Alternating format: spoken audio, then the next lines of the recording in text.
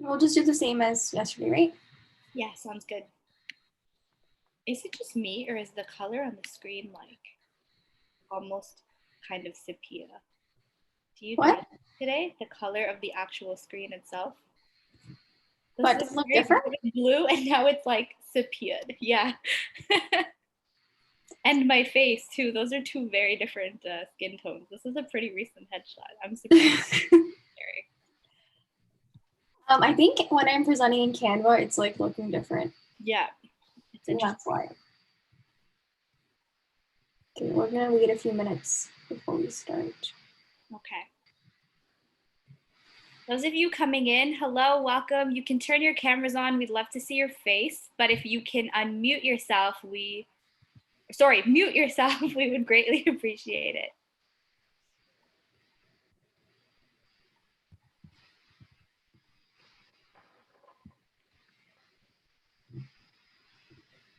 We're just gonna wait for a few more. We're letting them in from the waiting room. So we'll start in about 3 minutes.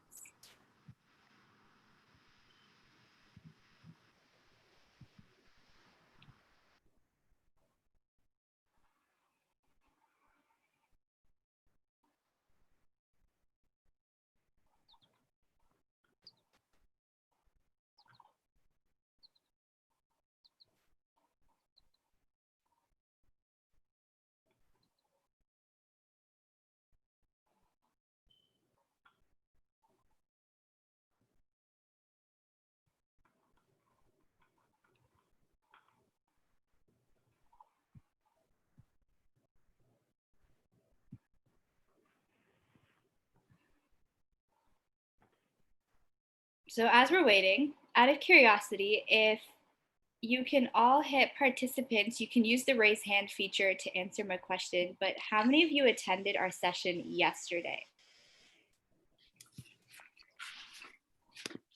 Just to see. Okay, so a handful of you.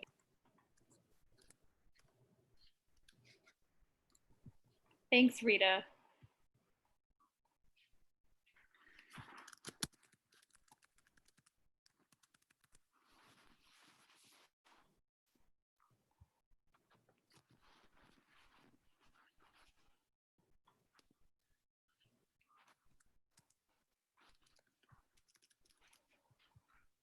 Okay, now how many of you joining us are from the class of 2024? If you're in first year, can you use that raise hand feature?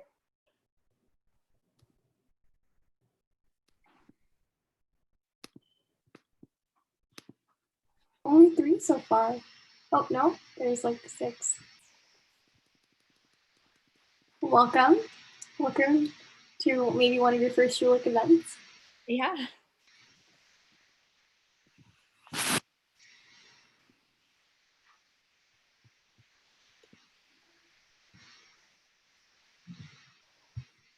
Okay, we'll wait 1 more minute and then we're good to start.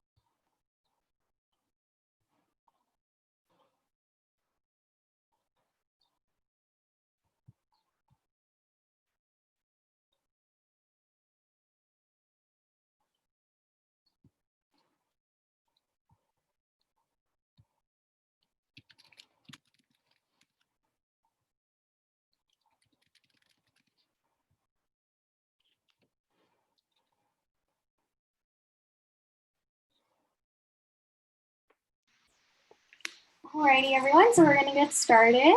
My name is Mahek, and I'm going into my 3rd year of the BBA program, and I'm currently your Vice President Academics, BBA, and Nina is my partner in crime. Nina, go ahead and introduce yourself. Hi everyone, my name is Mina. I'm in my 4th year and I am your Vice President of Academics IBBA on UBS. And we're very excited to present day 2 of our specialization series. Yeah, so with day 2, we're going to have the specializations finance, economics, and organizational studies. And we have 3 really amazing panelists who have joined us today. So just before we get into the panel, we're just going to go through some housekeeping. Oh, it's going too fast. Okay, so this slide deck is not going to be distributed, so please feel free to take notes throughout the session. And we're just going to give you an opportunity to ask questions at the end during our Q&A session, so please hold all questions until that time.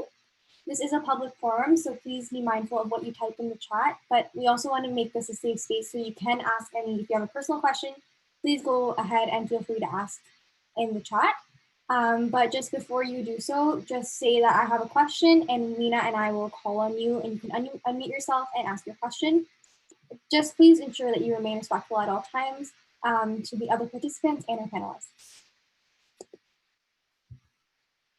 So before we talk about enrollment, I just want to remind you that we are live on YouTube for our international students to be able to watch this event afterwards.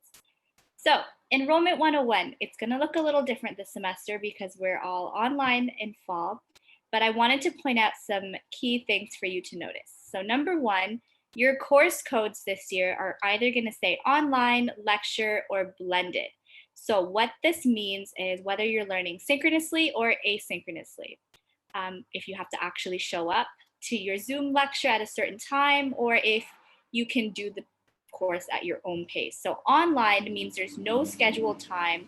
You can go at your own pace, provided you hand in your assignments at the deadline, which your professor gives you, but there's no time in which you need to sit in front of your computer and learn particularly. But lecture and blended, what this means is all or some of your meeting times will be synchronous and your prof will have you come on a lecture. So just keep your eyes out for that one. It's very important to know, especially for this year. And for our 3rd and 4th year friends, the waitlist for the elective courses will open on Tuesday, July 14th at 10 a.m.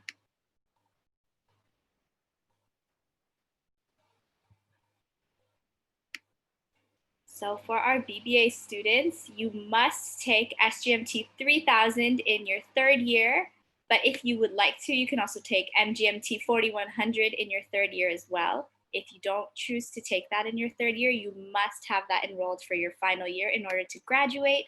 And below, I have included just how many credits you need in terms of Schulich electives and your non-business electives. A lot of Schulich students seem to forget that non-business part, but you do need a total of 12 credits to graduate. So keep that in mind as you're planning for your upper years.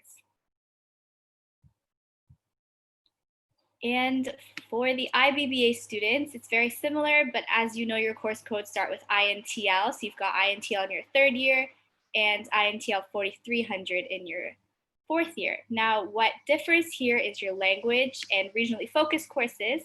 So for your language course, you do need to reach advanced proficiency. Once you do, you can choose to either start another language or take more regionally focused courses. So that's where that second bar comes into play. But in order to graduate, you must have 12 credits of regionally focused courses, so do not forget about them. And finally, you can take 18 credits of either Schulich or non-business electives. And so on the topic of non-business electives, there are a couple rules that I wanted to remind everyone. So for BBA students, if you have finished your 2nd year and you have no credits outstanding and you didn't fast track or leave anything behind, you should have completed 60 credits. And so if this is the case and you're going into your 3rd year, your non-business electives must be 2000 level or higher.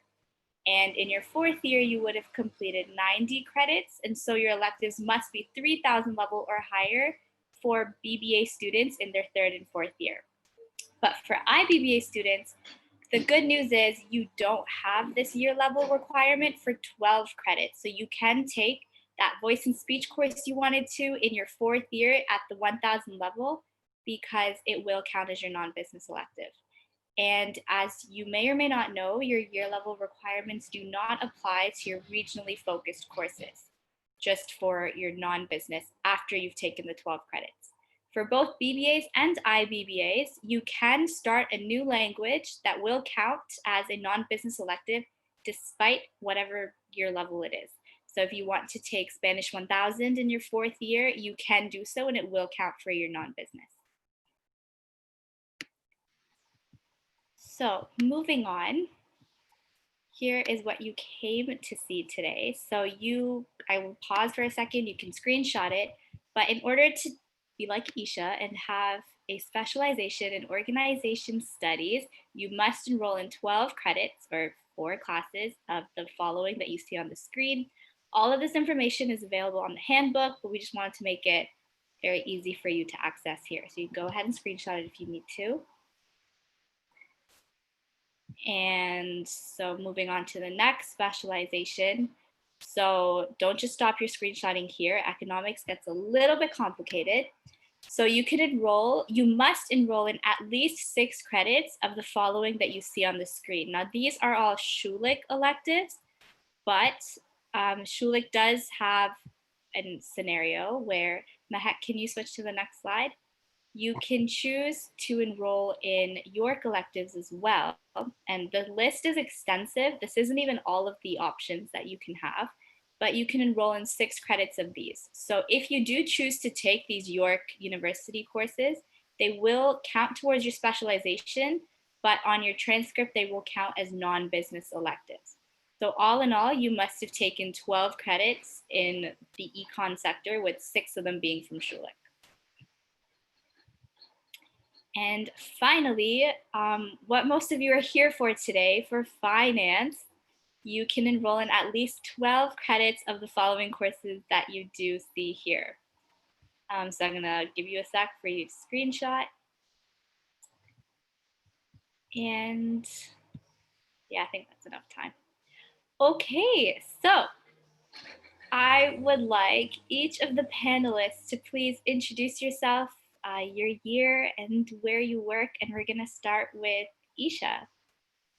Okay, so hi everyone, my name is Isha. I am an IBBA 2020, so I just recently graduated, and I'm sure you can see right there. So I'll be starting work in September at KPMG as a People and Change consultant. Thorsten? Hey everyone. So my name is Jatherson and I'm an IBBA graduate of 2019. The role I'm currently in is a project manager role for marketing campaigns. And I've been in that role for the past 8 months. And I'm actually switching off that team in about 2 weeks to switch to a new team just because I'm in the rotational program at Bell.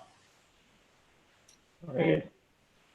Last Hi guys, my name's Ravinder Kaler. Feel free to call me Ravi. I graduated in 2019 as well. I was in the BBA program. I'm working as an associate financial analyst on the finance and financial planning and analysis team at Medline Canada. I've been there for a year now. I pretty much started as soon as I finished my last exam. I started the next day, so I didn't really get much of a break there. And look forward to chatting with you guys today.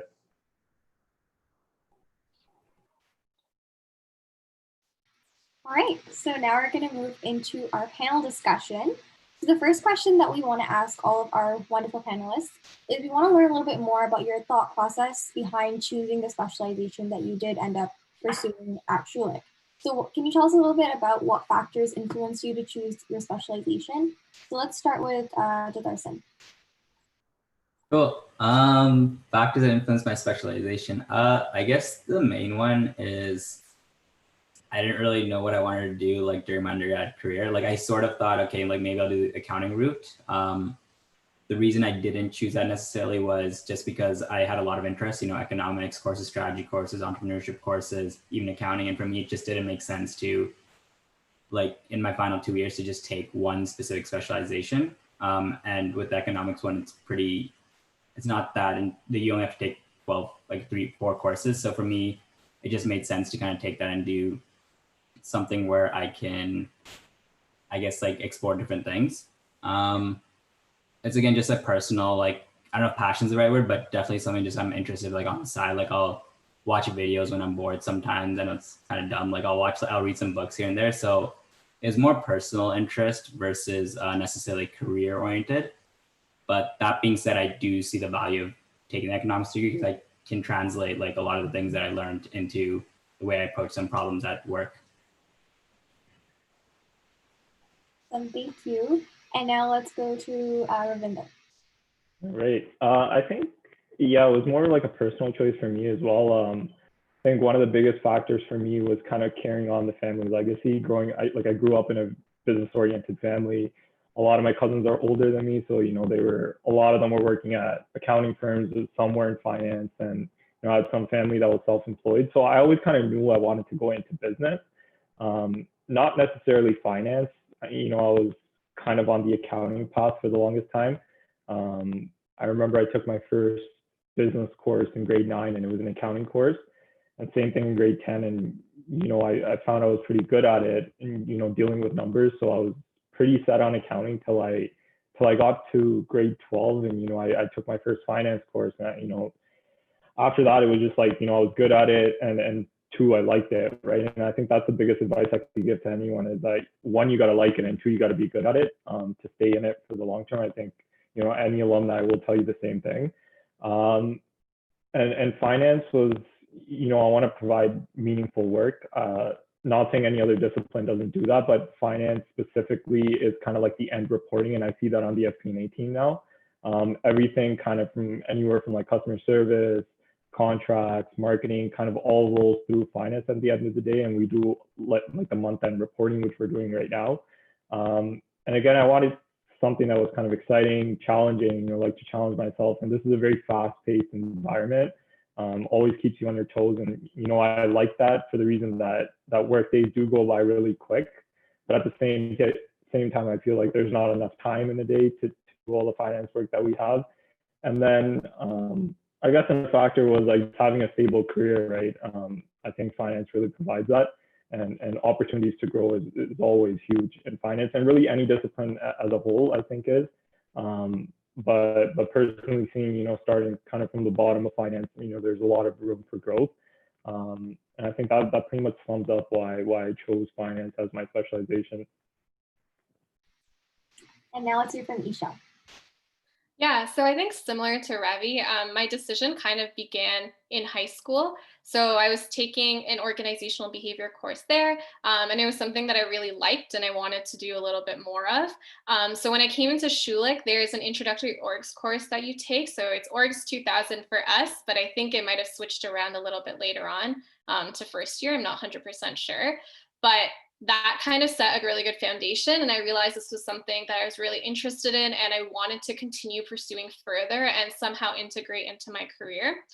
So I think that educational side was one part of it. And then the second thing was that I was fortunate enough to work in talent acquisition in my second year summer at Deloitte. So I think having some relevant work experience in the field helped me to realize that the educational part fit really well. And it's also something I like to actually work in. I think sometimes your perception of what you like versus actually doing the work itself can be very different.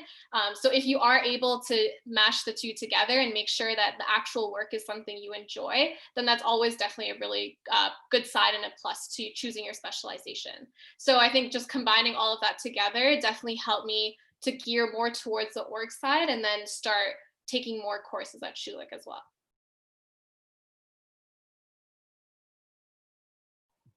Thank you, Isha. So our next question is, so as you know, there's a lot of courses that you can take for your specialization.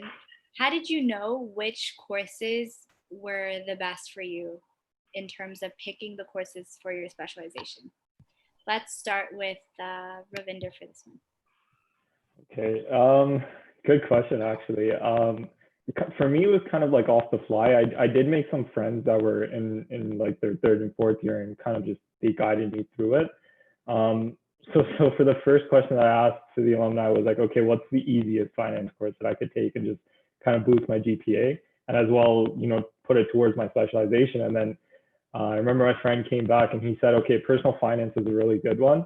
I think the course code is FINE 4050. I think that's personal finance. And the reason for that is that it helps in your professional work in the finance world, but it also helps in like your personal finances as well. Even if you're not specializing in finance, I think this is a really good course to take. And my professor was outstanding. He had a lot of real world experience from that as well. That course teaches you a lot about like taxes, risk management, assurance, and just like overall goal setting, which I think is really important in your personal lives as well. I know a lot of us, as young humans, that we have an issue of just spending way too much. I think we have to cut it off at some point. And this course is really good for that. And it's based on a lot of like cases, and the exams focus on real life problems. And essentially just helped me to learn more about taxes, the insurance world, and essentially budgeting my expenses, which was really important. Another course that I think that is really good, it's kind of like on the higher end, which I took in my 4th year, was Advanced Corporate Finance, which was listed on the list that you guys showed before as well. This pretty much takes your 2nd year finance course that's mandatory, and your financial management course, which is FINE 3100, from 3rd year, pretty much the next level, right? So you got to have a pretty good understanding of finance, and this is where you bring in, and this is where you get challenged kind of to real life scenarios. And it helps you to understand more complex situations that exist in any finance role. It deals with different finance segments, anywhere from like financing, financial planning, and financial management as well. Again, this is very heavily focused on case analysis. So there's no right or wrong answer. It's really the way you take it, right? And how you come up with the entire process. And this personally for me in the real world, it helps me in my FP&A analysis now at Medline, looking at different models, analyzing trends, and being able to identify issues on new business opportunities. Some of the tips that I would say is like I said, personal finance is something that I think everyone should take regardless of whatever discipline you're specializing in. And then advanced corporate finance is, understand the basic finance courses to the dot first, and then take this course, because it'll really maximize your potential and put you on like a whole different level if you do understand that course. Again, keep in mind that this is one of the harder courses, so make sure you know your finance, and when you go in, make sure you're ready to work, because it's not easy for sure. So I think that pretty much sums up the 2 courses. One course I actually want to mention here as well, outside of my specialization, is brand management. That's a really good one. You got to know how to brand yourself and pretty much what you sell or where you work. Brand management is a really good one. So definitely. Those 3 courses I would say are like the top ones for my specialization. Thank you. You practically read our minds and jumped like 6 questions there too. So thank you for that. Sorry. No, you're good. So Isha, do you want to talk about how you picked which orgs courses were best for you? Yeah, so I think one really big resource that you all should utilize is your Facebook groups. So each of the classes have a Facebook group with all the incoming students, as well as a lot of upper year students as well. And I think that one, there's also, I think, Deshawn's, which has sometimes like some course information on there. So definitely, if you are curious about a course and you want to hear about experiences from other students, make sure you reach out or search in those chats. Oftentimes people have asked about those courses before, and I sometimes took those reviews in order to make my decisions as well. I think the second thing that kind of influenced my decisions was what kinds of skills I wanted to gain out of my courses. So I really wanted to focus on more technical skills from orgs, and that's why I took managing human resources, which I think I can talk about a little bit later on too, and also managing change. They were both very relevant to the types of work that I was going to be doing, and I think they had a different aspect to orgs that I really wanted to dive deeper into. So I think definitely when you have the time, just figure out first where your interests lie. And I think anything that seems intriguing to you, you should try to take it if you can, and if it falls under your specialization. I would say for me, my specialization kind of came naturally because I was interested in a lot of orgs courses, and it ended up that I took enough courses to get my specialization.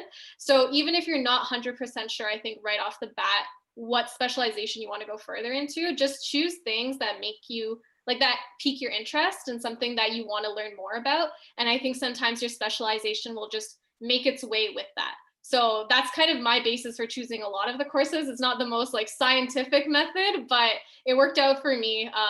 So I think that was really good. I think that's a really good point you made. I think a lot of students try to figure out what's the easiest in their specialization and what's going to make their GPA the highest. So sometimes even just taking courses you're interested in will naturally have a high GPA because you do well in the course you like. And with that, we're going to go on to Jatharson.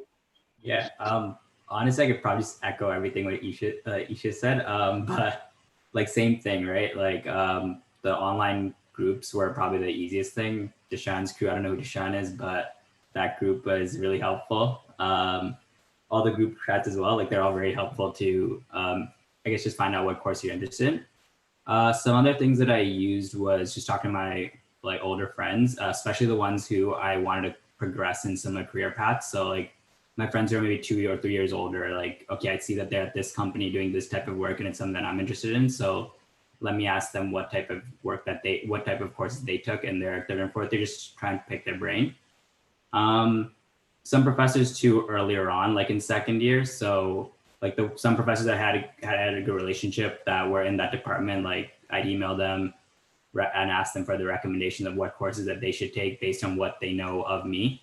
And then other than that, yeah, to what you said as well, like what seemed interesting to me. So I think this is for the next question when we single out like specific courses, but one course that I'll talk about, and I guess I'll talk about more in depth later, is like labor economics. It's just something I didn't really know at all. So for me, it was like, oh, this seems interesting. This seems challenging. And this seems like something that might help me, or not necessarily help me again in like a career perspective, but I guess help me like widen my perspectives on a lot of things. So yeah, that's my answer.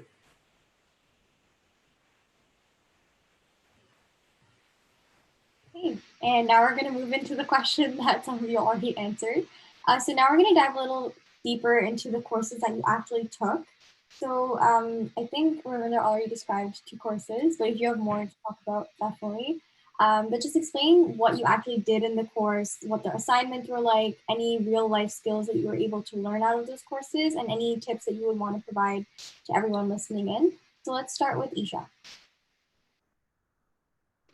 Sorry, I was just unmuting myself.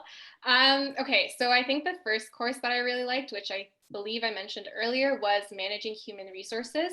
So that's Orgs 4200, I believe. And the reason why I really enjoyed this course was because I think it went a lot deeper into HR than a lot of people know. So I think HR traditionally has the whole hiring and firing, but no one really knows everything in between all of that.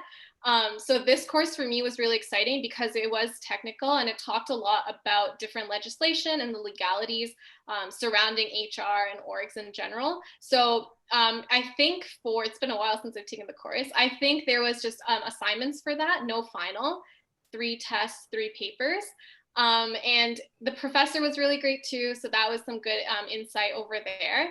And I think even if you're not interested, maybe specifically in a career in orgs, it'd be really great to take this course because I learned a lot about my rights as an employee as well. And, things that I can refuse from my employer, things that, shouldn't be allowed kind of in the everyday workplace. So even if you're going into another field, sometimes it's important to just understand your rights as a worker.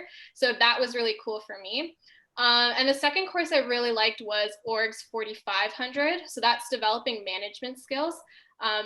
The reason why I like this one is because I think it's really different from a lot of the traditional courses you take at Schulich. So usually courses that you take are very business focused, kind of on a key area or a key industry, but this course is completely self-directed and personalized for your learning. So it takes all of your soft skills that you really want to learn more about, whether that's conflict and negotiation, teamwork, communication, interpersonal skills, and it breaks it down to its core foundational aspects, and it asks you to kind of apply your own experiences and like learn about where you want to grow and how you can integrate different perspectives into this. So essentially, the reason why I say it's self-directed is because there's no deadlines for any of your assignments. So there's only 3 papers and a final paper. However, you can decide like when it's due because it's based on when you're learning and experiences that you have in real life. So again, I think for me, like the key takeaway and the reason why I really liked this course was because it let me focus on skills that I personally wanted to develop, and sometimes soft skills that I didn't really have room to actually reflect on from my traditional technical courses at Schulich. So I think this is like a really cool course, and I definitely recommend for anybody to take it. I think you can learn regardless of where you're going with it. I know it says too, just the last thing is that I know it's on your list as well, but inclusion and diversity is a new course that started getting offered, I think, this past year. I didn't have the opportunity to take it just because of the way my schedule is working out, but I've also heard really good things about that one. So I definitely recommend for people to check that one out. Awesome. Yeah, I had to just take out a pen and write that one down, or Sporty 500, because I think that's a really cool course. Not many Schulich courses focus on soft skills. Yeah. Yeah, that's really interesting. But okay, let's jump to Jatharsan and learn a little bit more about the economics courses you get. Sure. I'm probably going to say 3 as well. But the first one I think is a standard one, which I think a lot of people tend to take, Econ 3200. That's what Professor Zandy, and I don't think that's changed. I think that's a good course if you're also thinking potentially like consulting or strategy S type of courses. It gives you a good like high level view on the economy. I don't really remember the structure, to be honest, but like it gave you a lot of like, I think the beginning was a lot of like economic theory, just like the first week or so, but then after that, it's like how to apply those in certain like business cases. I can't think of an exact example, but something, I know there's like something to do with like Burger King or something, like, okay, if they did this, then what would the outcome, like how would that affect their company, right? Or like if this happened to the economy, like some sort of thing like that. Again, I can't speak too much to it just because it's been a while. But again, like it was a good course. I think it's the one that like a lot of people take. So that's a standard one. So I'll leave it at that for that one. In terms of other courses that maybe people don't know as much about. So Econ 4210, I believe. I think it's forecasting. I'm not exactly sure the title. To be honest, like I didn't like the course at the time. And again, not to do with like the teaching or not to do with like the course itself. It's just because I just kind of took it just to kind of like complete that specialization, but I'm really seeing like the value of it now. Again, if someone's interested in business intelligence, which is what I'm in, which is the department that I'm in at Bell. And then if you're into consulting, like you learned how to code in R, and I don't know what people know about like industry wise, but at least from my perspective, like it seems like R and Python are getting more and more popular. So that was a good course to take. I don't necessarily know if that's the most econ course, like maybe it should be an OMIS course, but regardless, like it was a really good course. And it's really good skills that I've been able to use in the current role that I'm in. And then the last one, and this is the one that maybe not that many people know, because again, if you look back at the previous slides, like you have to take some of your courses too, potentially. So I took labor economics. I really enjoyed that course.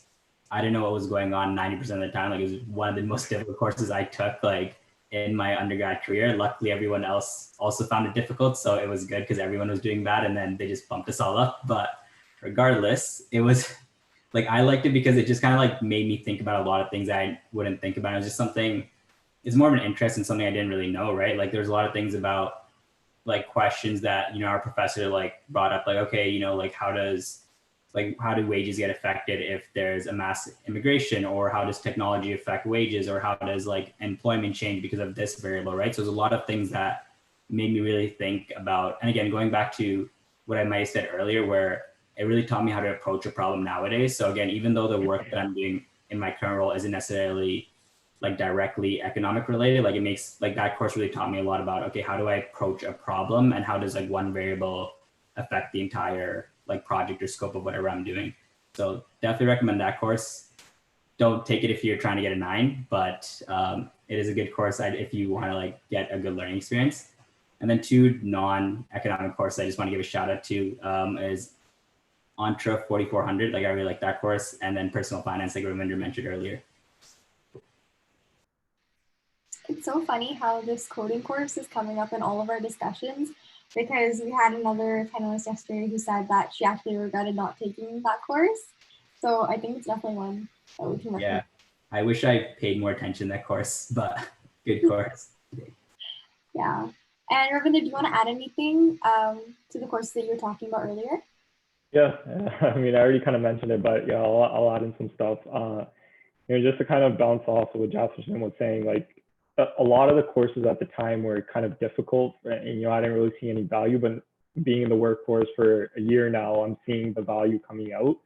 And you know, at the time, like it's very hard again at Schulich to get a 9, but with that being said, it's not impossible.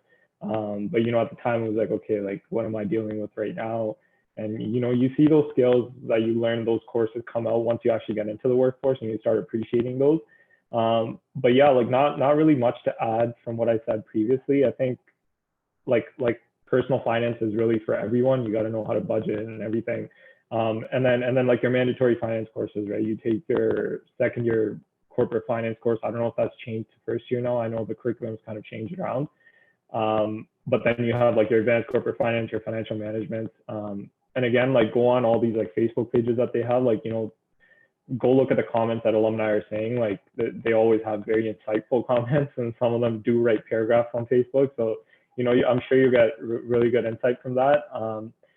But yeah, for the most part, like personal finance, advanced corporate finance, two were really good. And like I said, outside of finance, brand management was a really good one. I'm a big sports guy, so if you're into sports, take the course is called Sports Management and Marketing or something like that. It was with VJ Settler. He's the only one that runs that course, and that's a really good course to learn as well, especially if you're into sports. And keep in mind, there are a lot of finance opportunities in the sports world, which a lot of people don't know about. But yeah, like you feel free to reach out to me anytime. I was on the YSBA club, so I have some connections in the sports world as well. So if you guys are interested in that, like feel free to reach out anytime. Again, that's a really good course to take. Pretty much it.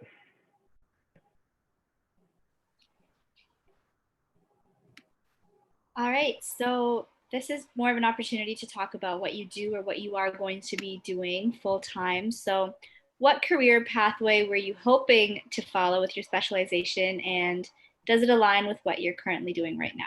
So let's start with Ravinder this time, actually. Okay, great. Yeah, for the most part, I mean, like I was hoping to get into like a recession-proof industry, which I think I got into now, being in like the medical equipment and medical supplies field, especially during the pandemic, and who knows how long it's going to last.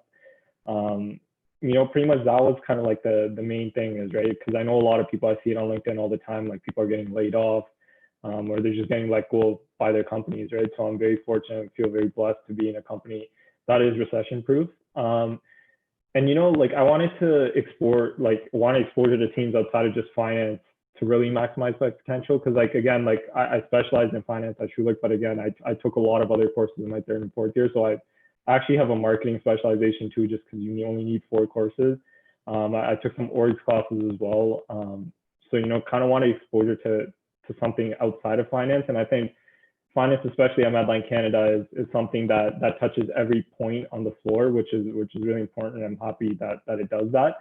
And, you know, essentially wanted to work in a finance department of a growing company where we were medium-sized when I started, but now we became like a big-sized company. We're considered like top 500 in Canada now, just because thanks to the pandemic, our sales have been like outside the roof. And they've been crazy.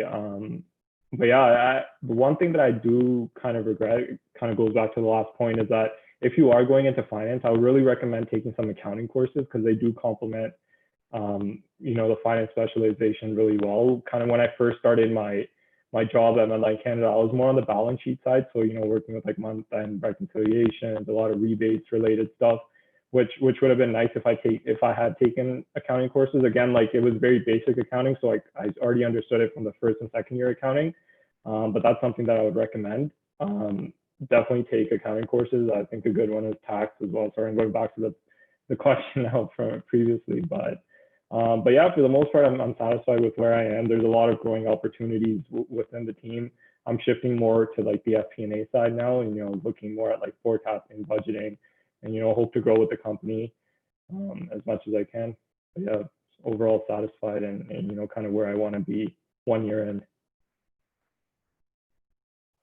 Thank you. Isha, can you go next? Yeah, so for me, I knew I kind of wanted to do something with organizational behavior, but I wasn't necessarily sure where that was going to land or what specifically I was going to end up doing. So like I mentioned earlier, I worked in talent acquisition, and I think that was a good like stepping stone for me to like kind of explore the field and understand different career pathways that were available. But I was also involved in a lot of other clubs at school, and that kind of introduced me more to like the consulting aspect and strategy. And I realized like that was something I wanted to integrate into my future career in addition to orgs. So that's what led me towards my current job, or I'll be starting in September as a people and change consultant, because human capital, in my opinion, kind of combines both of these aspects really well together. And I would say my specialization was really helpful in making me make that decision, because it provided me with a lot of information about kind of the core concepts and theories that you need to know in order to be more comfortable with your job. And not necessarily that every theory applies directly to work in the same name, shape, and form. But I think when it comes to having a first job or a first internship, when you want to overcome that learning curve, often associated with like new work, having some background knowledge in courses is really useful. And it kind of gives you a lot more comfort, knowing that you have some idea of what's going on, even if necessarily everything, or even if nothing is like completely aligned to what you've learned. So for me, like, I think my specialization was just useful in like learning important concepts. And that's, again, I think going back to like a lot of our earlier points in terms of diversifying the types of courses you take. So regardless of what you specialize in, I think other courses will always come into it. So even if I'm doing orgs, it's important to know finance or econ or accounting. So Schulich already does offer you sometimes something along the lines, because your first 2 years are usually pretty diversified in terms of the types of courses you're taking. But just make sure that you are like exploring different options, because I feel like they, regardless of where you end up, it always ends up going back to your career somehow. That's a good point. And Jefferson. Hey. I guess career path wise, like my specialization didn't necessarily persuade my career path. Like when I was trying to graduate, I was looking for something that would let me explore something. So rotational program, like what I'm doing at Bell, or management consulting, or something along those lines. Economics specifically, like I guess, again, these might be long-term aspirations, but maybe like public sector at some point in the future. But again, I wouldn't say like the work that I'm doing right now necessarily reflects like my specialization.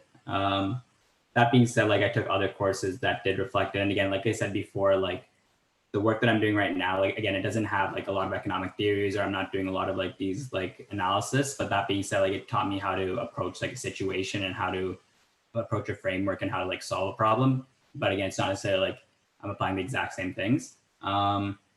Does your specialization align with what you're doing now? Again, like I just said, so it taught me how to analyze a problem and solve it, but not necessarily I'm applying the same theories. That being said, though, again, like I said, because I'm in a rotation program and because I'm switching to a new team, like some of the teams that I've looked at are actually more like aligned with this. So unfortunately, this is in 2 or 3 weeks. I can maybe answer that question better, but yeah, I hope that's an okay answer. No, that's good. So not everything you do at school has to relate 100% to your job, and that's just life. Mm-hmm. So thank you for being honest. Moving on to our next question. Yeah, so this question is just a little bit more about what you didn't know about your specialization during undergrad, and something that you would want the other students who are thinking about potentially specializing in these areas to know a little bit more about. So let's start with let's go to you first. Me? What's one thing I wish I knew? I think, again, like, and I repeated it like multiple times, like how it really just taught me how to structure a problem. Like that's something I didn't really go into doing economics. Is more like, oh, a passion, and whatever role that I end up in, like right out of the gate, is realistically probably not going to, unless I do a public sector job, it's realistically not going to be really economics heavy. And I didn't really know that I was fine with that. But then, yeah, like really realizing, oh, I can apply some of the things that I learned, and again, and how to structure something, and then how to solve it in what I'm doing right now. I think that's really all I have, to be honest. Sorry. Like, I think I kind of knew what I was going into. Like, I knew what like the job market might be coming from business school. And I knew what the what like the industry probably is, or where I'd have to go. So I think I more or less had an idea of like what I was getting myself into and what the job market might look for me after. Okay. Let's hear from Isha. Yeah. So I'm going to pivot a little bit from this question, and I'm just going to kind of talk about something I wish undergrads in general knew a bit more about when it comes to orgs itself.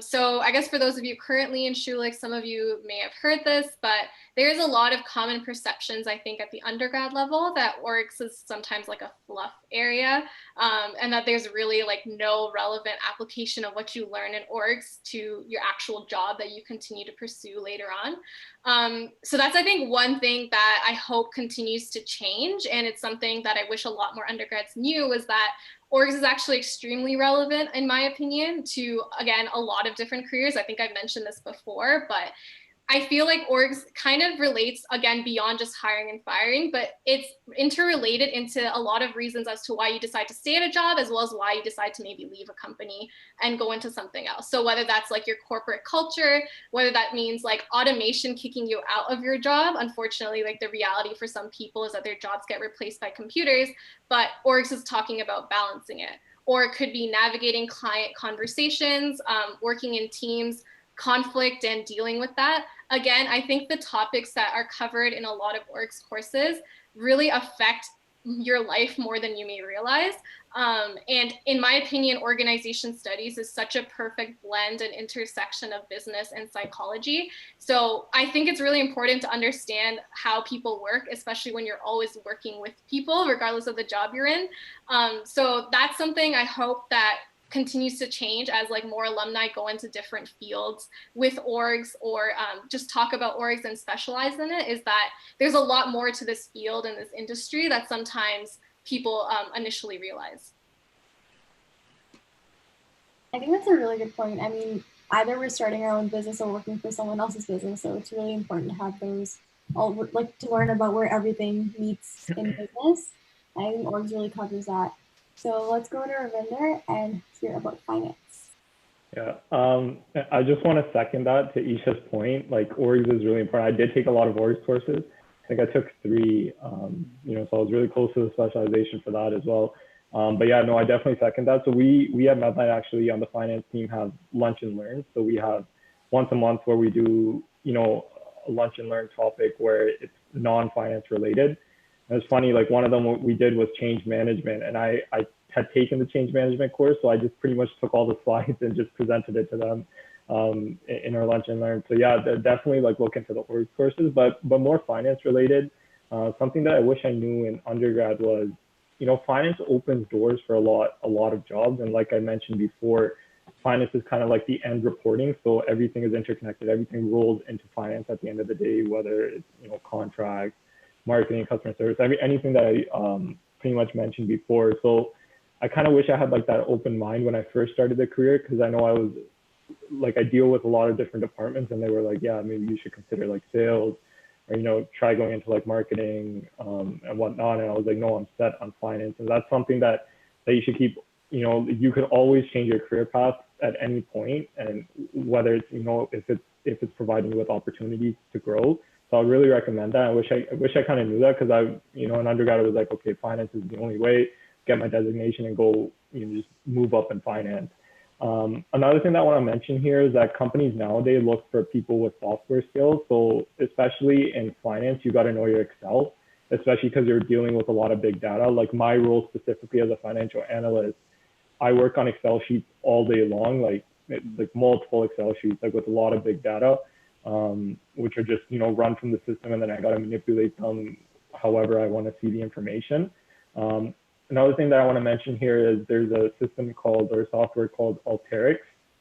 I would definitely take a look into this. I wasn't aware of this before I kind of came onto Medline, but this is actually, Alteryx is growing in a lot of different companies. So it's pretty much like a data analytics tool, which, you know, puts together a lot of different information, a lot of different spreadsheets, and makes it easy to read in kind of one DAX sort of format. So that's really important. I wish I kind of knew that. And if you could really like refine your Excel skills and learn Alteryx in undergrad, like you're going to put yourself like, you know, on a whole different level from the competition. Because I know for a fact a lot of people don't know Alteryx, so that's something that, you know, as like one takeaway from the finance segment today is like really learn your Alteryx, and it can help you outside of finance as well, right? Like there's other disciplines that deal with big data, and I think Alteryx is really useful for that. So yeah, make sure you're good with kind of systems as well. You know, right now we work out of SAP. You guys probably have heard of that, and we work out of an HP system as well. So you know, be good with your systems.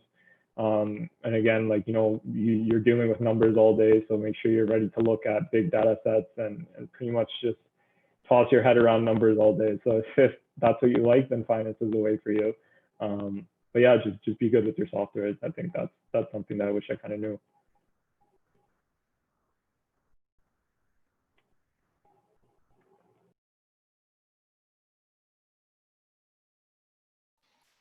Okay. Oh, there you are. Yes. We love internet issues. Okay, so let's start with Isha on this one. What was your recruitment process like for KP? Okay.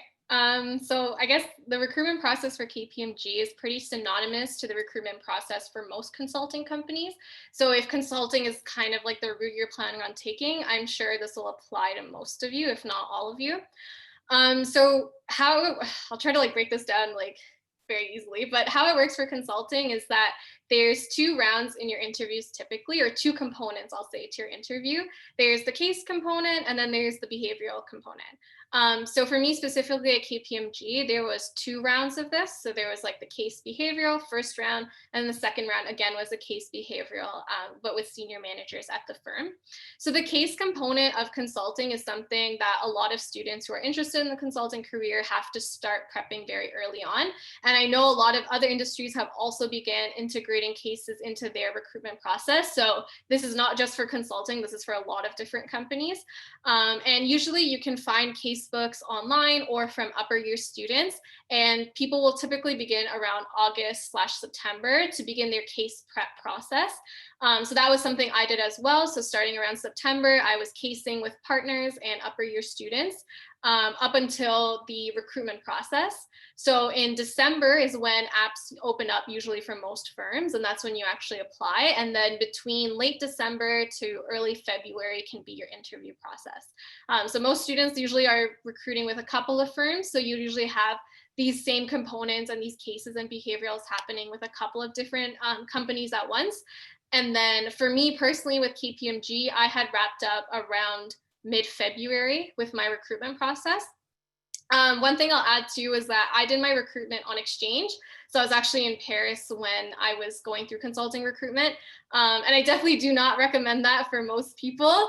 It's, first of all, time difference is something that you don't always realize to be a big issue. But when you're doing like a case interview at 11 o'clock, it's really not fun.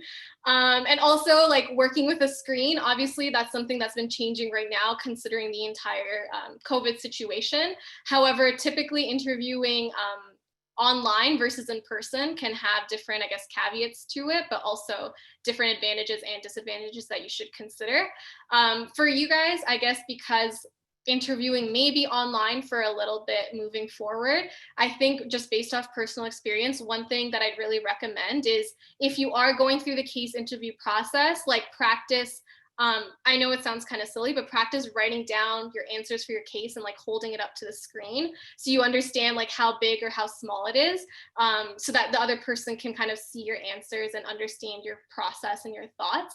And the second thing I'd recommend is definitely like recording yourself and answering questions so that you're making sure that you're using enough hand gestures, maybe not using too many filler words.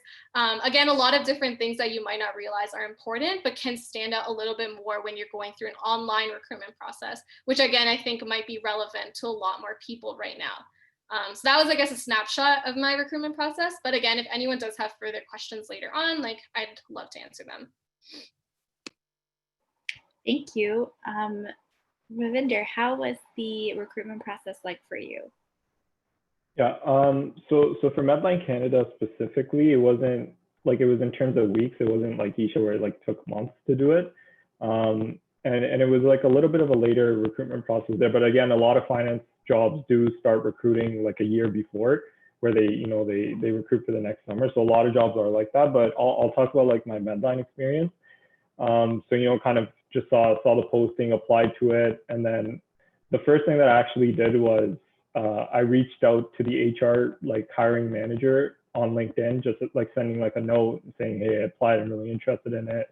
Hope to hear back from you soon. And I did the same thing with the VP of Finance. And luckily for me, the VP of Finance actually replied to me. That's very rare when you have a senior leader like that reply to you. So I kind of had that on my end. So the first stage was, there was I think maybe 4 or 5 stages that I went through for interviews. So the first stage was just a regular phone call interview with the HR person. It was a 10-minute thing, just kind of learning about what sort of finance experience I have in terms of internships and what I specialize in, kind of just a behavioral type of thing. Very quick, 10 minutes, and after the 10 minutes was over, she's okay, yeah, we'll bring you in for an interview. And then I had my second interview. I went into the office. It was with the HR person and my direct manager that he's the manager of the balance sheet now. And I had it was very behavioral based, but then there was some technical questions at the end as well. And you could always expect that from a finance interview. There are going to be technical questions. So, that was about, I would say about an hour, kind of went in, talked about myself and answered the technical questions. And after that interview, right after that interview, there was about, I think it was half an hour. It was an Excel test that I had to do. It was very simple Excel, just doing pivot tables, VLOOKUPs, your basic Excel functions that you just kind of had to go in. I think there was the VLOOKUP was one, a pivot table, and just a subtotal. It was very easy, kind of did it in 5-10 minutes and just got out of there. So I had that test, and then I actually got called in for another interview, which was with the VP of Finance. Again, it was very nerve-wracking, kind of seeing a VP right off the bat, just going into a beginner level role. Sat down with her, she liked me, and then after that, it was more Medline Canada is very heavy on culture, and we want someone that's outgoing and being able to work with a diversified team. And our team at Medline Canada as a whole is very close knit, and we want to be able to work with people that are outgoing and and at the same time there's introverts as well, right? But at the same time culture is a big thing, and we do a lot of events together, so a lot of people come out to those. So yeah, then I met with the director of finance who kind of handles our financial planning and analysis team now, and he overlooks the finance team as a whole, and kind of just sat down with him. And I had a test that day as well. It was Excel, and it was kind of pretty much the same sort of things that I did, pivots, VLOOKUPs. I think there were some if statements in there as well. And again, it was quick. It was 15 or 20 minutes. But that last stage, I remember going in with the director of finance. It was really just a conversation. He was a big sports guy. And he took a look at my resume, and he's okay, you're on YSBA, you used to play sports. We just started talking about about the Raptors, and it was a 45-minute conversation of just about the Raptors and are they going to win? Are they not going to win? And luckily enough for us, they won. So he was a Raptors fan. But yeah, that's kind of how my recruitment process went. And it's really important to kind of diversify your resume as well. Add in your extracurriculars, because that's a conversation that you could have with them outside of just talking about your technicals or talking about your behaviorals or whatever. Really diversify and add in and really get involved with extracurriculars as well. I think all the alumni here were involved in clubs, right? I know Jefferson was on UBS, Isha was on SEC, and we were really heavily involved in extracurriculars. I think that's really important, especially for the first and second years, get involved. I think that really diversifies your resume. I know I kind of got off point there, but yeah, in terms of the recruitment process, that was kind of my stage, where just a phone interview, couple tests, meeting with my manager, meeting with the VP, and meeting with the director, and kind of just meeting with all the heads of the finance team, right? And that's where it kind of landed. And again, to my point, the last interview when I was going with the director, I remember I prepared, I stayed up pretty much the entire night, preparing for technicals, and I thought it was going to be like that, but it wasn't. It was really just a conversation, and just took a look at my resume. It was just extracurriculars. But yeah, that was kind of my recruitment process for Medline. Thank you, and thank you for being so detailed as well. Jefferson? So I guess Bell specifically, the recruitment process itself is a 2-month process, but I'm gonna just take a step back and talk about my whole recruitment process beyond Bell as well. So I guess in fourth year when I was going through the recruitment process, I know I was gonna go through recruitment in September. So the first thing that I really did was okay, like go talk to my friends who are a bit older, who I see where they are in their career, and just pick their brain again, like why are they in the jobs that they are, like what they dislike, and then try and kind of narrow down what I'm looking for. Because again, like I said before, I didn't really have an idea of where I necessarily want to be in. And then from there, I went to York CDC. So or not York CDC, Schulich CDC, and I talked to Amir. So I definitely recommend Amir if I believe he's still with the school, but definitely recommend talking to him. Like he's a great person just to kind of like bounce ideas off of. So like me and him sat down. I kind of told him this is where my head's at. These are some ideas of where I'm thinking about going. What are your thoughts? These are some courses too I'm taking. And he just kind of looked at me and he kind of gave me some ideas of some companies that maybe I should go into, some programs I should think about. And then from there, like, like obviously in that conversation, based on talking to my friends too, like it seemed like Bell was a good choice under the rotation program was a good choice. And then, yeah, from there, I reached out again to friends who were within Bell, and then they also referred me to the HR team. So from there, I had a call with the HR person, maybe I want to say early September, maybe I think it might have even been doing Frosh or something. And then we just had our call, told them about why I'm interested in the role, like what my thoughts are and what I'm looking for in like a full-time position. And then from there, like it was a really good conversation. And I think from there, I kind of knew, okay, like Bell is one of the companies that I probably want to go to. Like I've had good experiences with the conversations I've had so far. Now I've had a good conversation with the HR person. Next up is to go through the actual formal interview process itself. That interview process consists of an online interview, or not online interview. It's kind of like one of those video interviews where like a pre-made question will come up and then you're just responding to it. I believe it's the same as like your Schulich like interview when you're trying to get into the program. Beyond that, there's also like a self-assessment test. I think a lot of the big fours do something similar like that as well, where they're just kind of trying to ask you questions and it's like multiple choice. So I believe that was also part of the process. Again, I'm not sure if it's stayed the same or I think it has changed since then. And then from there, like once you do those two parts, you'll get asked to do an in-person interview. That being said, prior to the in-person interview, you have a take-home case. So like they'll give you a case 48 hours before, and you have to kind of do it on your own and then present it on the day of. So on the day of as well, they also provided us an hour challenge. So again, they put us in a room, here's some questions, you have an hour to do them, and then come back and present them to the people that you're interviewing in front of. So, and again, I know this is away from the specialization topic, but to be honest, like the course that really helped me the most in that interview process was Econ 4210. And a lot of things that like Ravinder was saying, like I had to do a lot of Excel calculation, a lot of things like that. Because I had like Econ 4210, and I think luckily that same week, like I was doing like some big assignments. So like I could use a lot of the things that I learned in that week to apply them to what I was doing, like in that 1 hour challenge, as well as in the 48-hour case. So like I was using R to kind of answer some of the questions and just like helped a lot in terms of that. And then, yeah, when I had the interview process itself, or when I was actually in the interview, like I'm just trying to explain them my technical side. And then again, how I solved a lot of the questions that they put in front of me. And there's also behavioral component. And like Ravinder said, like a lot of things beyond like your technical skills are important, like your fit, your cultural fit, as well as your extracurriculars, right? Like I think those are really good talking points that I had too. And then even for me, like my courses too, like the person actually like went and looked through all my courses and like just kind of asked me, oh, why did I take this course? Why did I take this course? And again, going back to my specialization, like the first thing they looked at is like, why do you take labor economics? Like I've never seen anyone take this from like your school, right? And then that was just kind of like a discussion point to have, like, oh, this is what I'm interested in. I didn't really think it might help me in my job, but like it's just something I'm interested in. And like that was again a good discussion point to have. But yeah, I think it's very important just to, have like those like Ravinder said, like have those conversations you can have that's not necessarily related to your technical skills and to your education, like also about your interests. And then you too, like I think some people too, like they're really stressed and just want to get any job. Like also like think for yourself too, like is this a company that I want to be a part of too, based on what conversations I've had, and like do I feel like there's a fit like for me as well? And if not, like keep looking, like, and yeah, like that's all I really have to say. Well, thank you all three of you for being so thorough. I think that was really insightful. So the next question is, we want to know if there's any unique rewards or advantages that you experienced with your specialization compared to any other specializations, and just in terms of like the skills that you have or in terms of your job, like how did it help you or set you apart from other candidates? And let's start with Ravinder.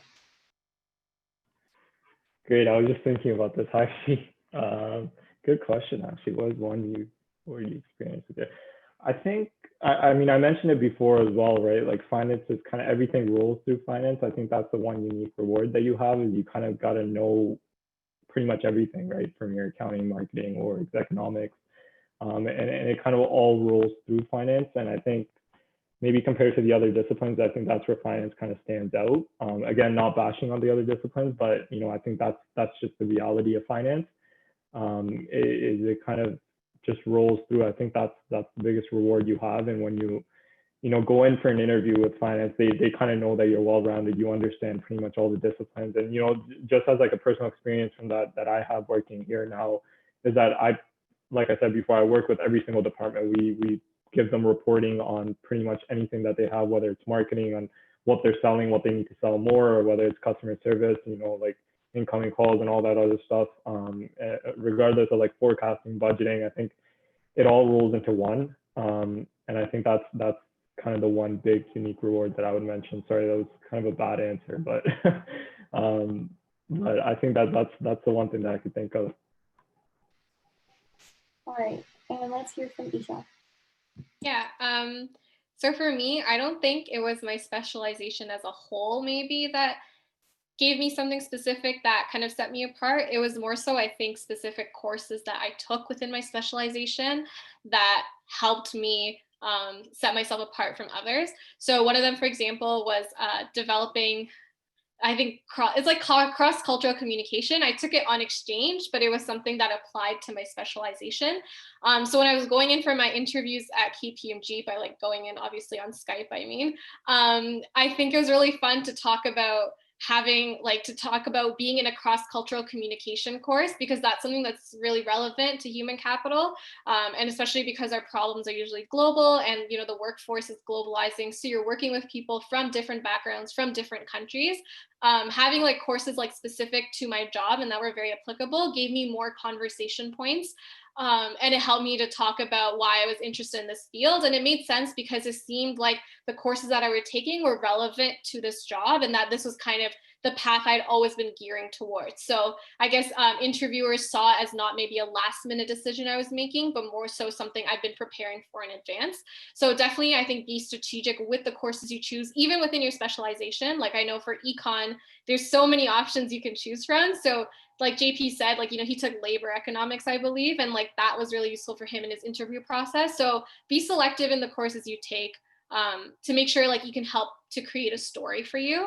And a second thing I kind of want to add, I know it's not really relevant to my specialization, I'm sorry, but is having involvement in clubs. And we've all alluded to that before, but really in addition to the courses you're taking at Schulich, you want to be able to paint a picture of who you are as an individual. And the best way to do that is through the different experiences you have. So while specializations are extremely important, get involved in clubs, like go to events, go to different club events, maybe become an exec. Try to put yourself out there as much as possible, because you never know where your connections are going to come from. And I think when you move forward to that final stage, whether it's, with a senior manager or like with a partner, all they want to get to know is you and why you're here today and kind of the experiences that have shaped you. And that's, I think, the point where sometimes your courses may stop. And that's when a lot of your other work experiences and your extracurriculars come in. So I know I kind of went on a tangent there, I'm sorry, but I think being involved in other things will also give you different rewards and different experiences that will be equally important when you're going for that next internship or job.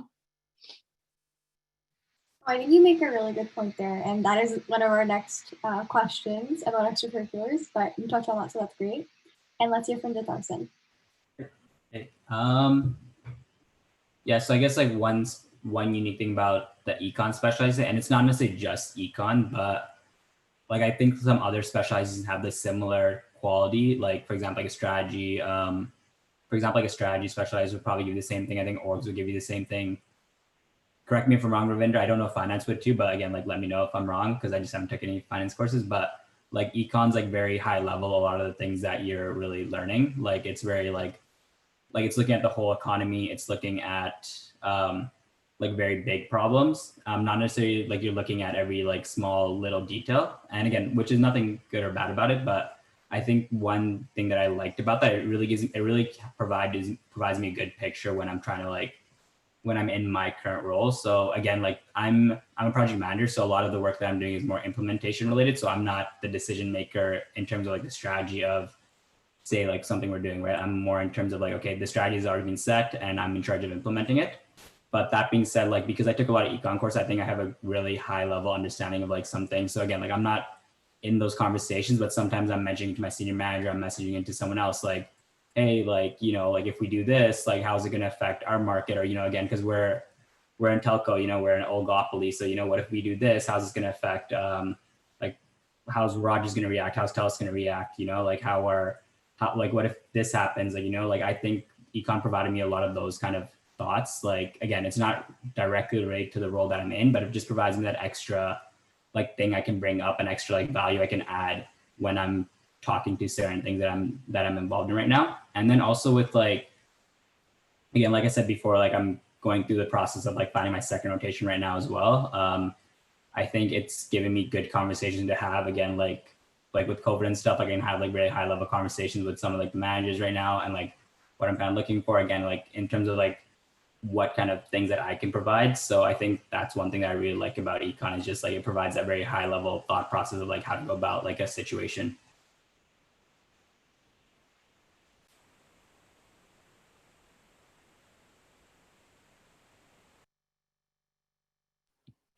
Thank you. And so our final question before our Q&A session is, so you have your required courses for your specialization, but is there anything else that you took, whether it's at York or whether at Schulich, that you would highly recommend that was outside of your fields completely?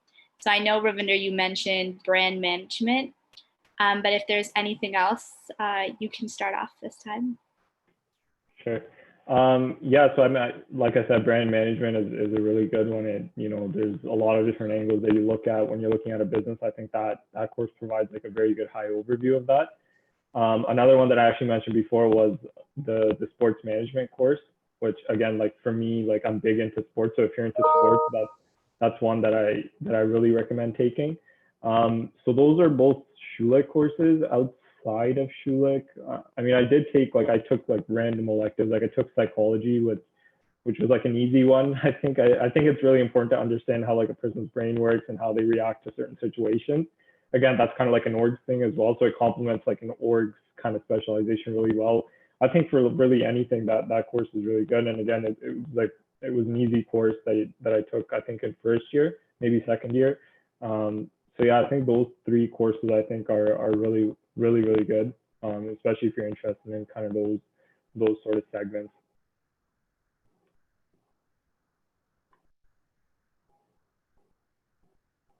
Okay, and Isha?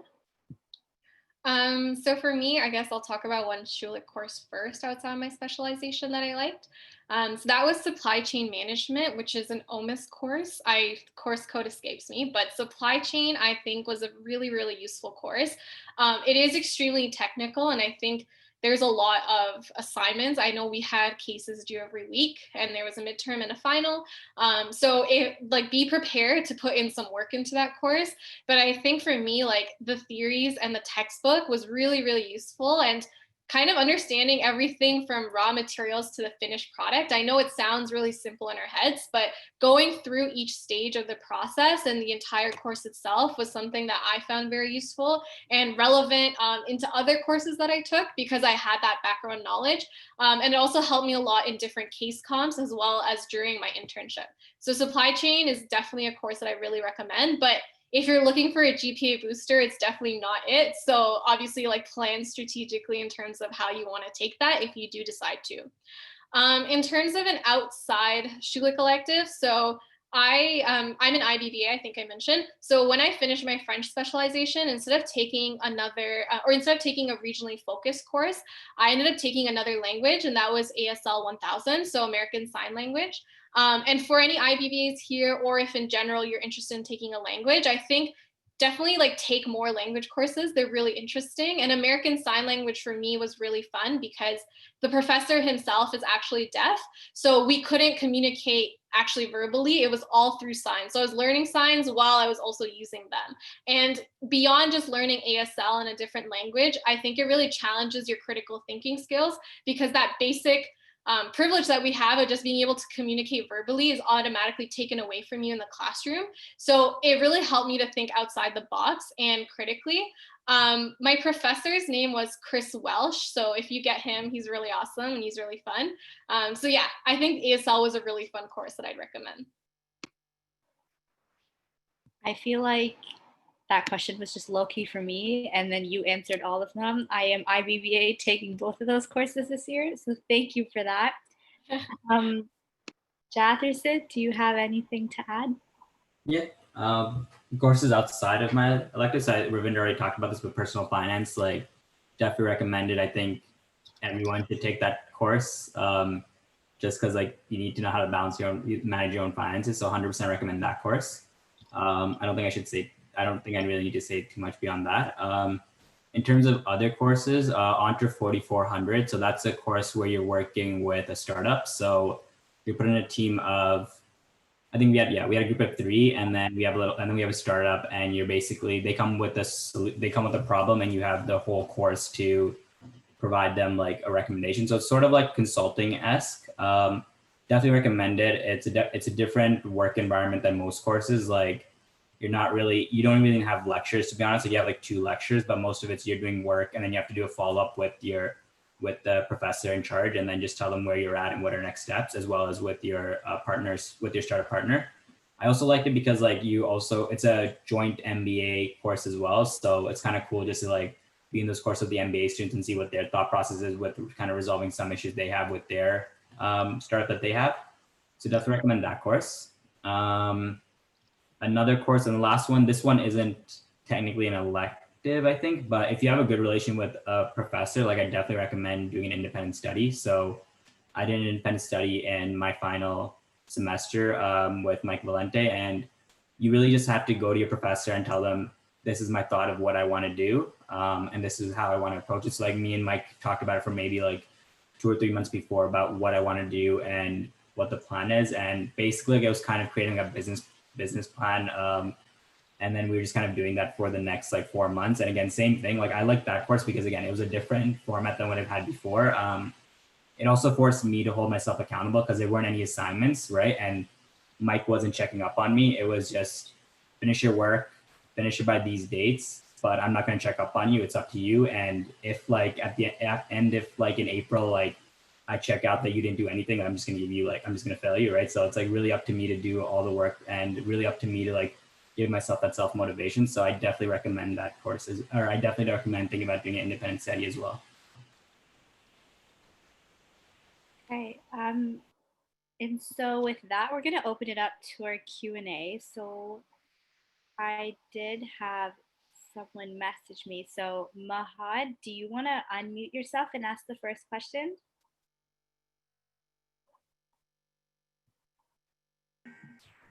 Yeah, so my question was, what gives Schulich an advantage in the specialization, and was it easy to find a job in the sector because of the Schulich name? So Ravinder, do you want to take a stab at it?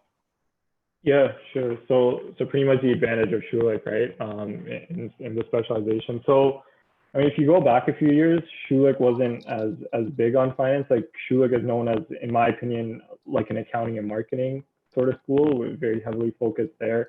I think the alumni could agree with that. But yeah, like I think just having Schulich on your resume, it just sets you apart, right? It's the top tier school, and you know when you walk in to an interview, that's going to leave a good impression. And then after that, like what I always tell a lot of high school students as well is like at the end of the day, like yeah, it looks nice on your resume, but it's really like how you kind of brand and how you portray yourself, and like kind of the skills that you've learned outside of school as well. But yeah, definitely a lot of networking opportunities. You know, Schulich, especially for the first years that haven't been into the building yet, you'll see that there's literally networking events going on every single day. So yeah, like definitely there are a lot of opportunities, and at the end of the day, it's really like how you present yourself and how you essentially brand yourself. But yeah, Schulich definitely does leave a good impression for starters. All right. So if anyone else has any other questions, feel free to drop them in the chat box and then we'll call on you. So while we wait for the next question, Jefferson or Isha, do any of you have anything to add on to the Schulich name? Yeah, I can go.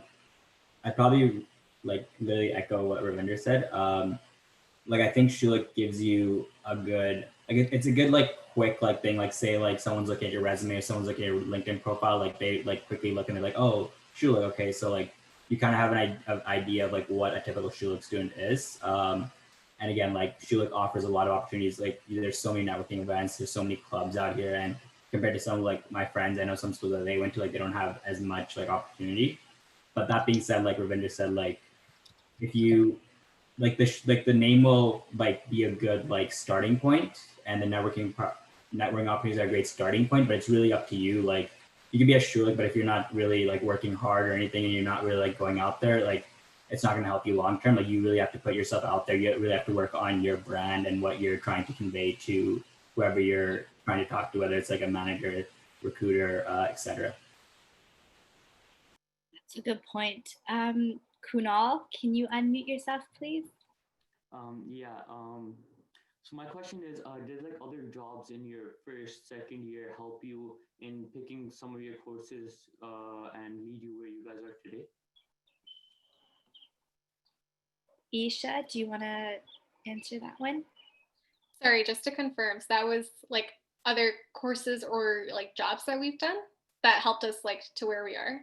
Yeah, like if you like work in the summer at like other companies or something, and experiences from there helped you cater yourself into like the specialization that you've done.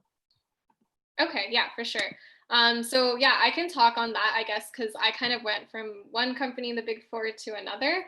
So kind of like, I think that my work experience was really relevant in the sense that I got the opportunity to network with people in the firm. I don't say like that you have to be working in a company in order to get people to network with, but as a whole, I would recommend that while you're in like first and second year, try to build as many connections as you can with different people. So whether that's through the internships you're doing or whether that's through student clubs and going to networking events or events like this, try to really branch out and understand the different careers that people have, because I think a lot of the jobs that are available nowadays aren't stuff that might be directly covered in courses. And sometimes they don't even have a job description until you actually apply. There's lots of new things always coming up. So always network. And kind of like the advice I got on this that I really like to pass on to people is that when you're in first and second year, no one thinks that you're networking with them in the end to get a job, because you're too young sometimes to get to that full-time point. So really, we're much more open to talk to you guys because we know you want to learn more about our careers, our stories, and the different opportunities. And you're not there kind of with some end motive of us helping you to land at the end of the day. So really like a lot of reps will be more open to talking to you and to like helping you maybe reach that final stage. And I know it was during my first and second year that I gained a lot of mentors that helped me to get to kind of like consulting and making this decision. So I know that's like a very long answer, but yeah, definitely any experience is relevant experience, and just always make sure you're putting yourself out there, because you'll never know, again, like where your connections might come from. Thank you. Ravinder, do you have anything to add on to that one? I think Isha pretty much nailed it to the dot, right? Like they say, like your network is your net worth. So, you got to have a really good network. Build your connections early on. I think that's where a lot of people kind of, they wait till their third and fourth year where they start kind of networking. And like Isha said, like in your first and second year, it's not, the motive isn't to get a job. It's really just to learn, right? To learn as much as you can, right? Just learn from the different experiences that they've been through, the different internships that they've done. And the way to kind of choose your connections is to reach out to people is like, think about the company that you want to work for, think about the specialization you kind of want to go into, search someone up on LinkedIn. There's so many Schulich alumni on LinkedIn, and, kind of just reach out to them that way. But yeah, I think Isha pretty much nailed it. It's just like, it's all connections, and, you know, you'll realize that in the real world, like after your first job, like if, for example, if I were to apply to a different job now, like the recruiters wouldn't really care about, you know, me going to Schulich. Like, yeah, that'd be nice, but it would be like, okay, what experience do you have? Or like, do I have any connections within the company that could put in a good word for me and, you know, essentially like differentiate me in like the entire recruitment process. Thank you. And so does anyone else have any questions? Feel free to put them in the chat or message one of us. Y'all were just super thorough. This is why we have no questions. Okay. So if there are no other questions, Isha, Jefferson, and Ravinder have kindly agreed to kind of open themselves up. If you have questions, don't hesitate to reach out to any of them. If you three can drop your email or Facebook name in the chat, that would be really helpful. Please and thank you. And I did want to move on to our final slide where it is enrollment. It typically starts, I believe, July 6th, but some of you have already had enrollment today. But if you have any questions, feel free to reach out to undergraduate@schulich.yorku.ca. That's my little SES plug. So you can talk to either Mariana or Luba. So Luba is the new director of student enrollment services, and Mariana is your advisor. Those of you who had Kathleen this year, unfortunately, her contract has ended, and Rohini will be back very shortly from mat leave. So you will have her this summer as well to reach out to. And please don't wait until enrollment is over to message them and say, I need to graduate. What courses do I take? So if you have questions, please ask them. And yeah, you will receive a feedback form from us shortly. Please fill that out as well. We'd love to hear it. And thank you so much to our panelists and all of you for taking the time to come out on this hot summer day. Have a great night, everyone.